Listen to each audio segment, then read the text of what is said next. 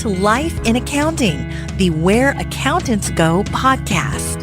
Life in Accounting is the podcast for everyday heroes like you working in the accounting profession. Are you ready to hear from accounting influencers, thought leaders, visionaries, and other professionals leading change in the accounting world? Then stay tuned for Mark Goldman, a CPA, the owner of Where Accountants Go, and your host. Welcome to Life in Accounting.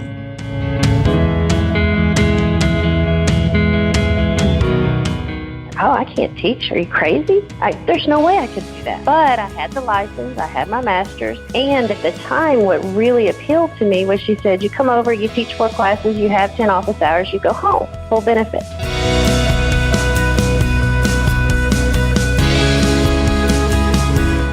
Hello, everyone. I'm Mark Goldman, your host for Life in Accounting, the Where Accountants Go podcast. That clip was from Kelly Noe, currently the interim director for the School of Accounting at Stephen F. Austin University in Nacogdoches, Texas. You're going to love this episode. Kelly's a very upbeat, joyful individual, and she shares some excellent insight into her path into becoming an accounting professor, as well as some overall insight into making career choices in general. Please stay tuned to the end as well. Kelly talks a little bit about one of her other interests, the Humane Society, and I'm sure you don't want to miss those details. Here we go with Kelly Noe of Stephen F. Austin University in Nacogdoches, Texas.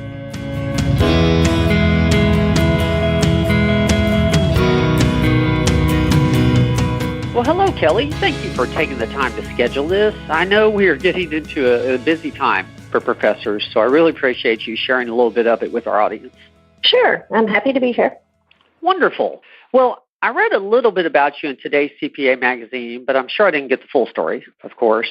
I wanted to invite you on the show because I know from my own experience that many accountants consider, getting into the teaching profession at the university level as a second career, sometimes part-time, and sometimes very quickly. It's a very appealing thing.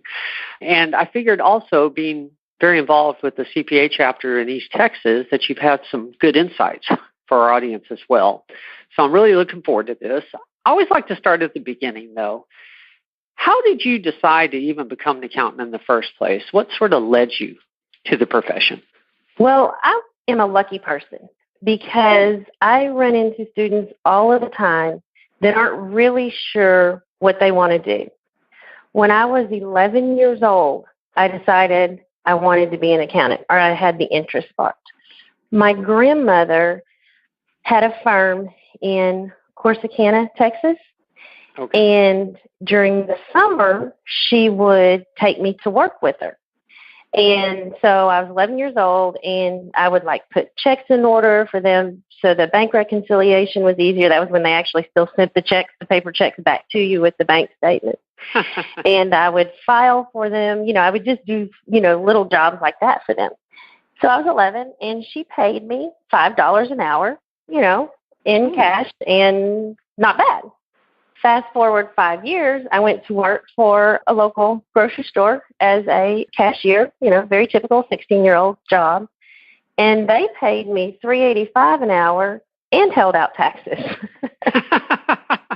So pretty quickly I thought, okay, this is probably the difference between, having a said profession and just kind of taking the next job that comes along. So then whenever I got married, my husband and I are actually high school sweethearts, and he was already enlisted in the Marine Corps before we graduated high school. So I followed him out to South Carolina, and they only offered business or elementary education as the 2 degrees out there. And so I went ahead and got a business degree. A little disappointed I couldn't get the accounting degree.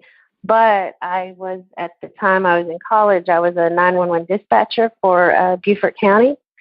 And luckily, when I graduated, there was a spot open in the finance department. And so they did hire me. I was able to start as an accountant, even though I just had the 4-year bachelor's degree in business. Interesting. Wow. Yeah, you figured at the grocery store, I guess, that this accounting gig, I could be rich. Yeah, in accounting. well, I may never be right, but I can definitely make a living at it, so to speak. Okay. So you had the business degree. What attracted you to, or what kept you in the profession? What did you enjoy about it at that point? I think just kind of the nature of accounting. It felt natural. It was, easy for me, and I enjoyed it. And I tell my students that all the time, especially the business majors that are taking accounting because they have to. They just want their D and they want to move on. They don't care anything about learning it, or they think they'll never, use it.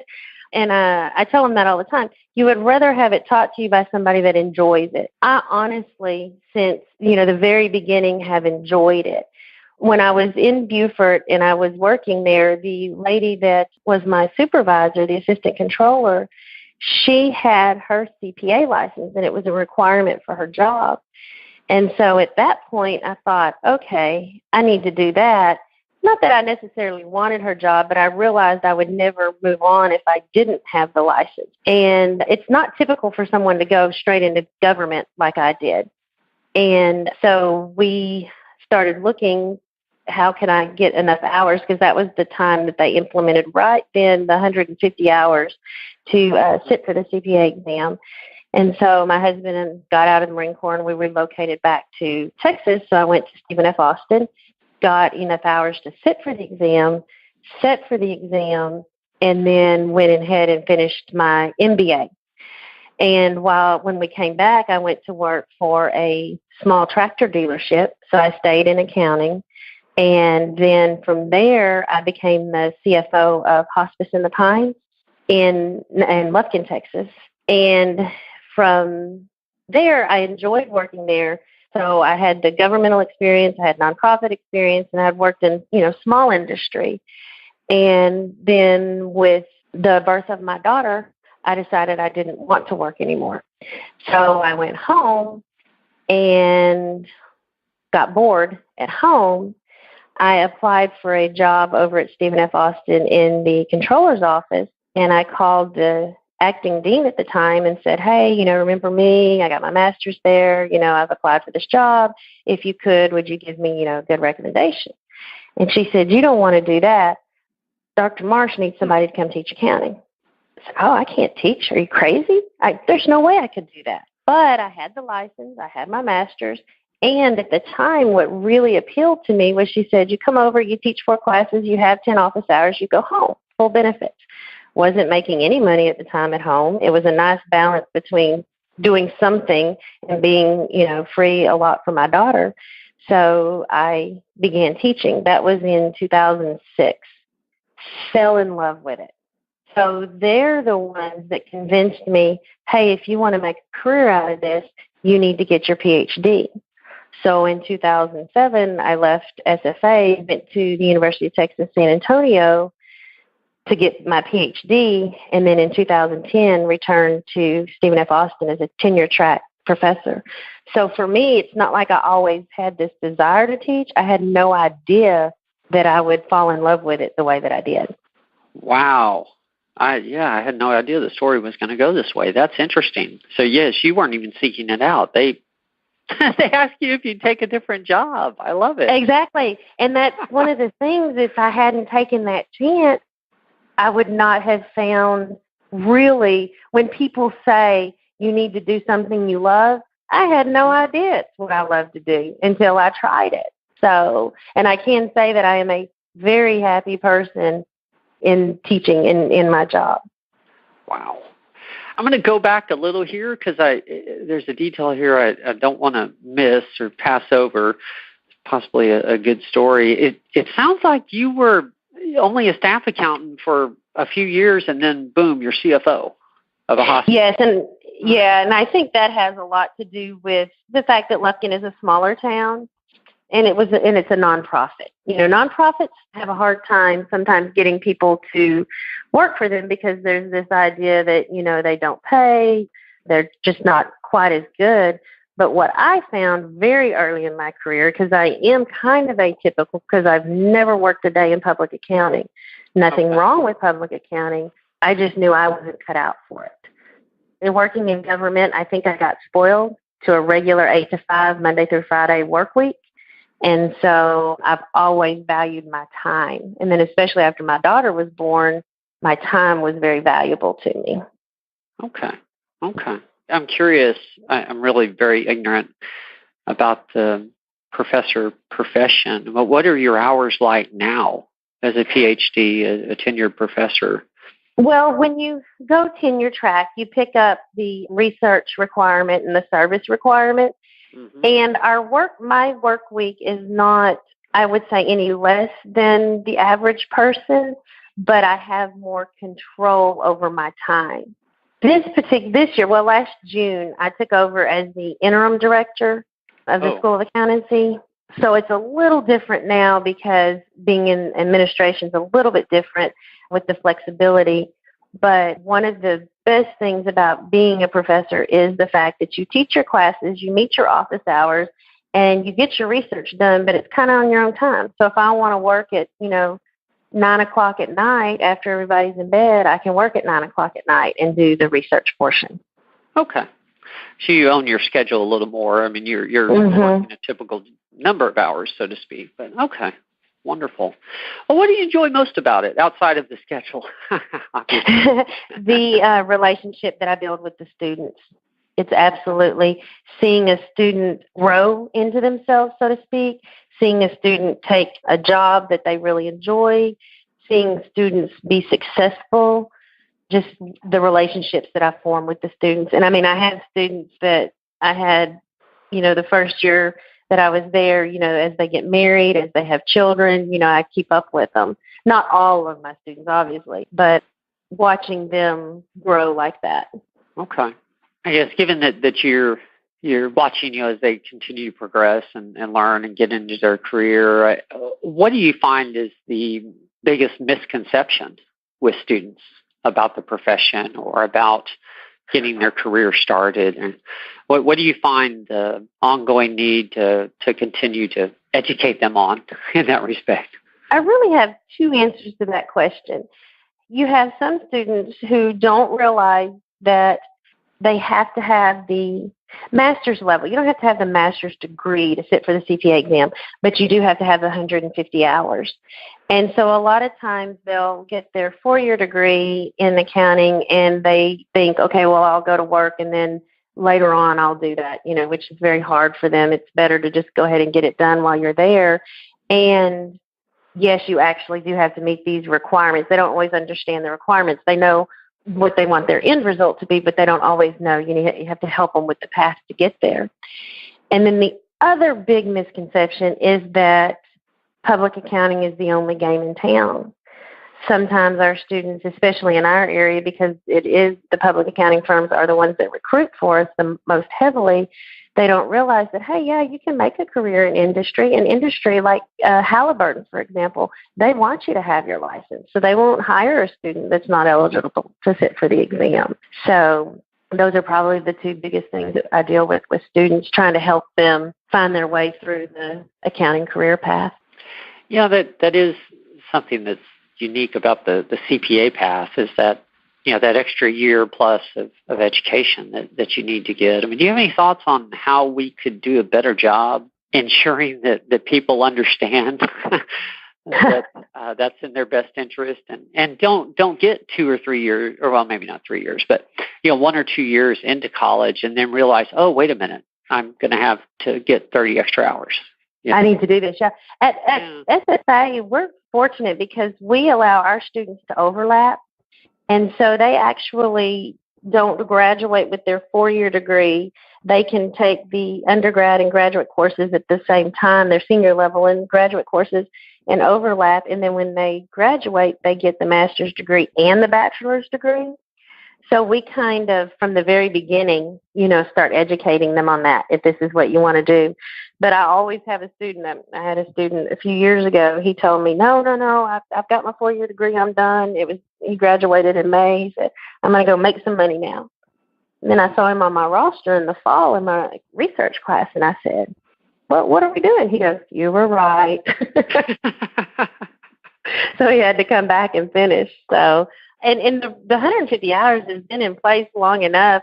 I think that sometimes you take students and they don't even really understand going to the university, going to a college. A lot of times they're just there because it's simply the next step. And so you have to educate them and help them understand, here's what you need to do now that you're here. Okay. Yeah, I found that at the community college level, sometimes when people are pursuing, like there's a 2+2 program in San Antonio, and that sometimes they don't realize the number of classes that don't transfer, into to the 4-year university, not with the 2+2 program, but with that concept of, community college, then 4-year university. And I would suspect that some of them don't realize that it's 2+3. Yes, exactly. And that you just need to stay where you're at and finish that 5th year, because it's really hard to make yourself go back once you're out. Yes. Yeah, life gets in the way. And so you kind of sell yourself short on career opportunities. Yeah, your student probably went out and made some money. Now he's decided he wants to make more money. Yes, exactly. Well, what courses are you teaching, or what courses have you been teaching this semester? This semester, with doing the administrative position, I'm only teaching the Graduate Accounting Information Systems course. Okay. And it's actually been a lot of fun because we've done all hands-on. The students have done Excel projects with the accounting cycle. They've done manufacturing and logistics simulations in SAP. So that's what I'm teaching right now. My favorite course to teach is Intermediate 2. And I think I'm finding that I really enjoy that one because all of the students are required to take it. So I end up meeting them all. And so as I've been teaching fewer courses and just staying at the grad level, I find that I'm losing touch with more and more of the students. Interesting. Intermediate 2 is probably people's least favorite class to take. Yes. Sometimes it's the one that causes them to change their major. Yes, that's what I've always heard. Do you have any idea of the statistics, so to speak, behind that, of how many accounting majors, or percentage-wise? I mean, do you think it's 10%? I'm sorry, I have no idea. No. Okay. I can't even guess on that. Okay. All right. I mean, that's the old joke that, that's what turns accounting majors into finance majors. Or Yeah. That is true. Did you ever teach principles, or the first? I did. I taught principles, especially when I was a lecturer, and then when the first year I came back and I was finishing my dissertation, the first year I was back at SFA, I taught it, and I taught it, as a matter of fact, at UT San Antonio. And it's a lot of fun to teach because you see all of the majors. And sometimes you can even help someone, guide someone into or out of accounting just that early. I had a student, she was a political science major, and she was phenomenal at accounting, and she wanted to be an attorney. And so I told her, I said, you're really good at this. And someone told her that the best way into law school was an accounting degree. So she changed her major to accounting for that reason. And I told her, I said, if you get your 5-year degree in accounting, worst case scenario, you're still very employable. Well, her 4th year of school, her parents wouldn't pay for her 5th year of school. So her 4th year of school, she and her boyfriend decided to get married, and they got married, and she was able to go to work at Halliburton just before she graduated, and now she's a very happy accountant at Halliburton. I think this is her 3rd or 4th year there. And eventually she wants to go back to school with Halliburton's support to become a tax attorney. So she was able to mesh both things that she wanted to do. I'm curious, when you were teaching principles, when you talk about leading someone into the profession, or helping them realize that maybe accounting is a really good fit for you, what is it that you're seeing in the student at that point that helps you identify them as that natural aptitude? A lot of students, okay. I joke and I say a lot of students feel like they're hostages of that class, of both principal courses, because they have to take it. Every business major has to take those two courses. And so I'll ask them, how many are accounting majors? Okay. How many are marketing majors? Okay. Do you consider yourself a hostage of the course because you're here and you have to be here and you've got to get credit for it? And it's funny how many the attitude they have when they come into it of I've just got to survive this. And then when they finally have a natural aptitude for it, we do get a lot of major changes at that level. And you just see it. They perform well on the exams. They get the material. They can answer the questions in class. They just get it. Okay. Well, I guess on the flip side, other than poor performance in class, is there anything you've noticed with students that has caused you to say, maybe accounting's not the right major for you? Yes, and usually though at the principal's level, you don't see it. Usually it's when they get into intermediate 1 and 2. If they're repeating intermediate 1 and they don't do well there, they're probably not going to do well in intermediate 2, and they struggle a lot. Usually you just kind of can tell them, if you have a low GPA and you have it, because a lot of recruiters look at that grade in intermediate 1 and intermediate 2, you can stick with it and you can suffer through, but it may not be for you, and just kind of help them find something that they prefer to do. And a lot of times you find that those are the students that are there, because mom and dad were accountants, their uncle was an accountant, or aunt, they're not really there out of interest in accounting. They're just surviving, and they could really thrive somewhere else. Okay. Yeah, I hadn't thought about going down that line of questioning, but I think that given that you've been in that position, I think it's some really good information for our listeners if they're earlier on in their college career and they're thinking about the right direction. So thank you. Thank you. Now you're president of the East Texas chapter now for the CPA Society. How long have you been, I guess, active at the board level? Has that been many, many years, or is that a fairly new? Not many, many years, but a few years at least since I've been involved with the chapter since I went to teach at SFA the first time in 2006. But I've served as the president. I'll be on the board of directors for the Texas Society going into next year. And I've served on the scholarship committee for the East Texas chapter just about the entire time I've worked at SFA. So I support them and get involved and enjoy it. Okay.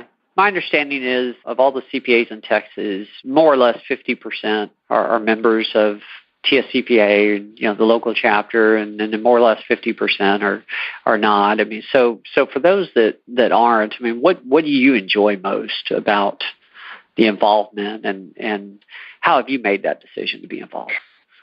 For me, it's the networking. And it's, when you have a question, you generally have someone to go to. And it's very beneficial, I feel, for my students, because I know a lot of the people then that work in the industry and they're accountants, whether they're at firms or they're at corporations, and they'll call me and they'll say, hey, you have any students that are looking in this area? And you can a lot of times help. Just from the relationships that I have from the chapter, I can help students form relationships and get jobs. Okay, wonderful. Did you have sort of a march up to president, so to speak, going through secretary and treasurer and president-elect and president, or how did... Treasurer, I believe, is where I started, treasurer, and then president-elect, and then president, yes. Okay, all right. So it seems like, I don't remember, it was a few years ago, how it transformed, but basically they said, will you? And I said, sure. Okay. So you've been involved for a while, and now your term's coming to an end here in another month or so. Yes, at the end of May. What are your dreams or wishes for the chapter going forward? To stay strong. Because I won't be serving them on their board for the local chapter doesn't mean I won't still be involved. But the East Texas chapter offers a lot of CPE and a lot of networking opportunities that I think are invaluable for accountants, both that are actually working and the students that are coming into it. Okay. So I'd hope that the chapter stays strong. Okay. I figured I know that, or at least when I was president of the San Antonio chapter, just at one point, I had the realization, wait a minute, all this is about to end. I'm not quite done with everything we like to see accomplished. So I have more goals. exactly. So just figured I'd ask that. Yeah, you've had such a successful career, and you seem so happy and just joyful and pleased with how that has went and your overall life. I don't know that you're going to have an answer for this, but it's a question I like to ask. Knowing what you know now, if you could go back in time and give your younger self, so to speak, a piece of advice, what do you think you'd tell yourself? Probably don't second guess it. Just go for it. Because I was very intimidated with the thought of going to school for a PhD. And all of the time I see students that are interested, but they don't think they can do it. And I always tell them, if I can do it, anyone can do it. And now I believe that. My younger self did not believe when people would tell me, you can do that. You know, you always have that lack of self-confidence or that second guess of what happens if I don't. For example, taking the CPA exam. The first time I took it, I was so, I would say, arrogant, for lack of better words.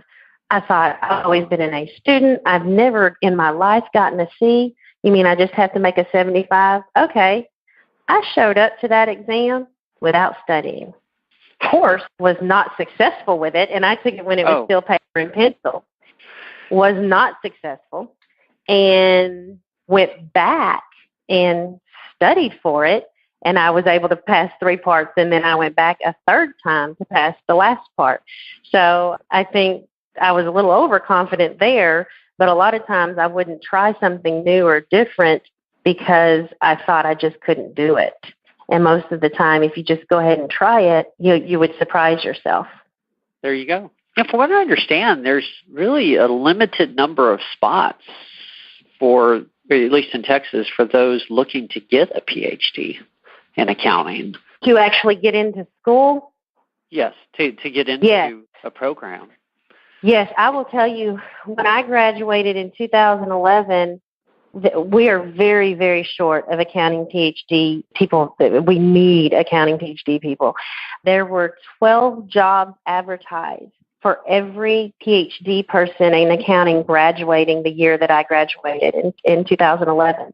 And those were just the jobs that were advertised at the American Accounting Association conference. So it wouldn't count a school like where I teach at Stephen F. Austin that doesn't, run their positions through there. So we are very, very short. But yes, the program is very rigorous, and it's not, you can't just apply and get in. I mean, you have to meet their standards. And within the profession, we have a lot of retirements, and the pipeline coming in, there aren't enough to fill them. I'm looking right now for a professor, and I imagine next year I have 2 people that are probably going to retire, so I'll be looking for 2 more people.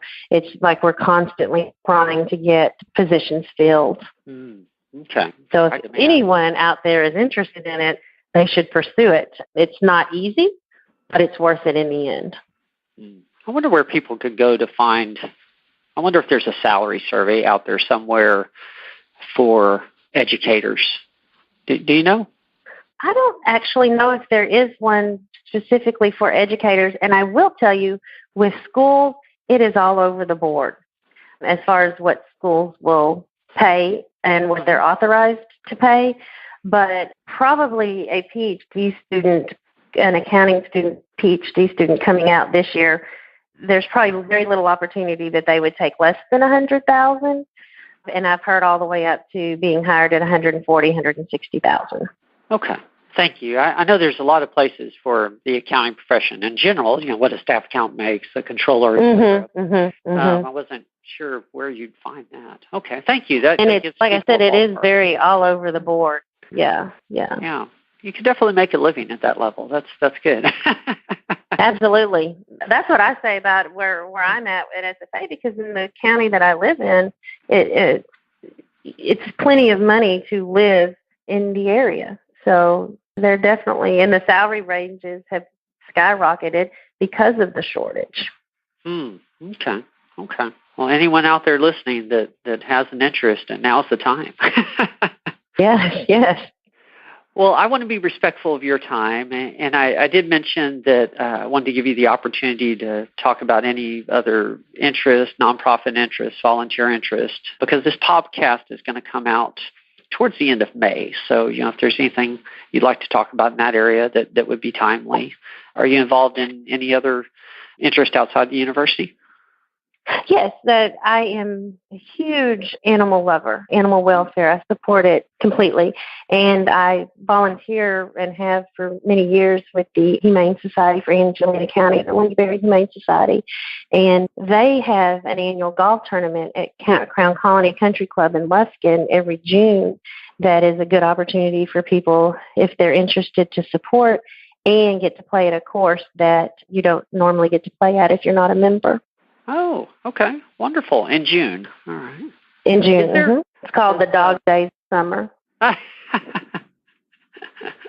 Is there a website for that particular location? Or the Winnieberry, Angelina County Humane Society. Probably Google Angelina County Humane Society and that would come up. Okay. Yeah, and it's Winnieberry Humane Society is the name of it. Okay. I will put a link in the notes. Perfect. Well, there are a few questions I end every podcast with, so we'll get to those, and then we'll say goodbye. First of all, what's been your proudest moment? I would have to say the birth of my daughter, because it changes you as a person and motivates you. If not for her, I would not have ever ended up in teaching, because I probably never would have left my job in the first place in the nonprofit world. And being motivated to get the PhD, which is probably my second proudest moment of my life, to give her a better life. Beautiful. Yeah, I have a daughter myself, and you're right. It gives you a whole different perspective. Well, tell us about a mistake you've made, what you learned from it, of course. And frankly, the more colossal, the better. The more colossal? I probably, the one that has stuck with me forever. When I was a cashier at the grocery store, I had someone come in and they bought a very inexpensive pack of gum, just a little package of gum, and they gave me $100 for it. And I will never know if that $100 bill was real or not, because I gave them the change to it plus their $100 bill back. Oh, my God. So you can imagine when I settled my till that night that I was way off, and it stuck with me forever as far as being careful, being conscientious, slowing down, being very, very careful with what I did. So it probably set me on a different path. It cost the poor grocery store some money, but I learned a very valuable lesson from it. And it was strange, because when I counted down, at that point, I remembered what I did. Now why I did it, I'll never be able to explain. I guess that's what makes it a mistake. But I remember doing it. That's what was so insane to me. That's interesting. And actually, there's no way we'll ever know, but there's a high probability, I would think, that $100 bill was fake in the first place if they're paying for a pack of gum or something with $100 Exactly. Bill. Knowing what I know now, yeah. And I'm surprised that guy didn't come back and just keep going through your line. Let me try this again. Let's find her and do that again.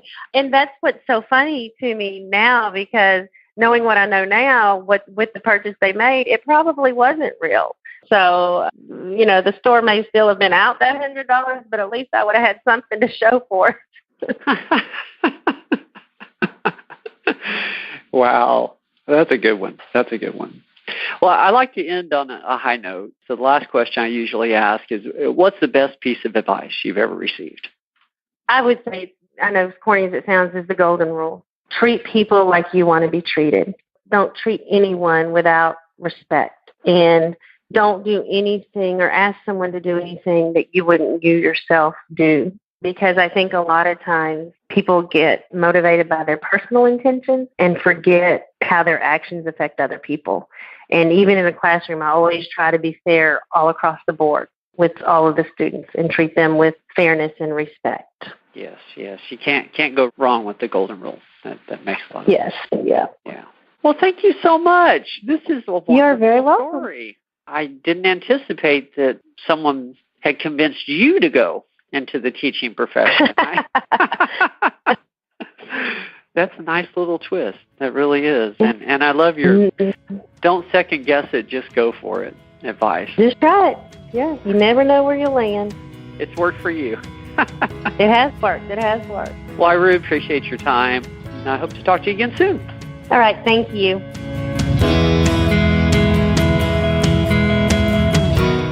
That was Kelly Noe of Stephen F. Austin University in Nacogdoches, Texas. As I mentioned in the beginning of the podcast, Kelly was really a pleasure to interview. She just has a very joyful spirit, and I bet she's an excellent professor and really excellent advisor to her students there at the university.